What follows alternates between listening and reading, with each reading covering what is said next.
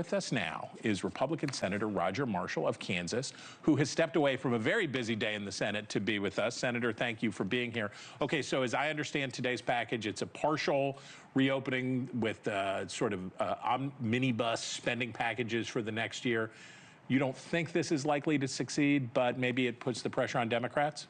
Chris, I think that this is a step in the right direction. I know the Democrats have worked very hard with Senator Susan Collins, our approach lead, to figure this next step out. So this, we would extend the government staying open until sometime end of January, and then we would add this minibus. And I think most importantly, that would include some SNAP dollars, VA dollars as well. So I think it's a step in the right direction, and at least I think there are serious discussions going forward what it would look like to fund the government on a long-term basis. Okay, so on the matter of Obamacare, there are some ideas being floated in your conference and by the president that sound a lot more like directly paying people instead of putting the subsidies through that go to the insurance companies.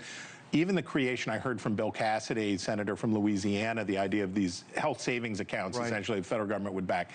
When you think about what's the next step on Obamacare, which obviously even Democrats will acknowledge is fiscally problematic, where's your head? Right, so this is something Rick Scott, Bill Cassidy, and I've been working on for years. What we want to do is stop the $150 billion every year that we're giving to insurance companies. Right. Let's give at least a part of that, these Biden-era Obama subsidies, let's give those to the people. Turn them into consumers again. This is about $35 billion a year. We would put it into an HSA and turn you into consumers again, so you're making more everybody? choices. For people that, certainly the people under the 400% or less. Yeah, of federal poverty. That are on the poverty level. That's about $122,000 a family. Yeah. These are, and I'm talking about the 24 million people on Obamacare right now. I'm not talking about Medicare, Medicaid, insurance you get through your, so this is the people on Obamacare. I think the challenge what to do with the people over 400%, I think there's several dials. I don't want to leave them out to dry. We need to wind that down some way. I mean, it doesn't make a lot of sense the federal government's involved with a family that's making $200,000 a year helping subsidize their insurance. Let's go after the real problem. The real problem is a lack of transparency. We have legislation to fix that. The real problem is we're giving money to insurance companies rather than letting patients be consumers again. Okay, so that would be disruptive, but you think in a way that would move the healthcare market into a more market-based, consumer-facing thing, right? But it would be expensive, wouldn't it? Or do you think you can do all of this for the same price? For less. Okay. I think number one is we start on the fraud. Think about this. I think there's $25 billion of fraud. Of the 24 million people on Obamacare, 35 to 40% of them never make a claim. These are ghost people. They've been falsely enrolled by fraud.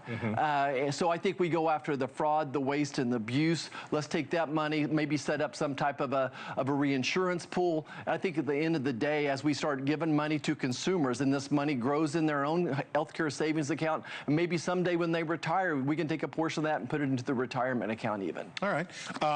The president counts on you very often to hold the standard high for him in the Senate, but I understand you are not a fan of nuking the filibuster.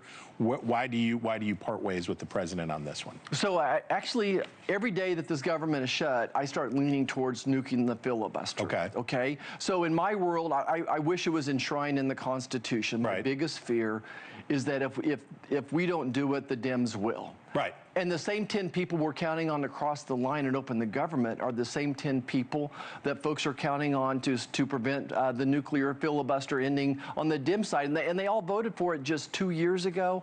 And I just think that— So you're telling your fellow filibuster fans in the Democratic Party, help you out now, get the pressure off, get the government reopened so that you can table this discussion? I think that's accurate. I still would like to enshrine it in the Constitution. I'd like to get them on record agreeing that it should be in the Constitution as well. But it certainly is one more bargaining point. I can't imagine President Trump out there using this as a bargaining point. Could you? Okay, America. If you were attending this week's induction ceremony at the Kansas Cowboy Hall of Fame in Dodge City, you would know him already. But if you don't, here he is, Senator Roger Marshall. We thank you. Thank you for watching. Subscribe below and download our NewsNation app right now on your phone, and you will get fact-based, unbiased news for all Americans.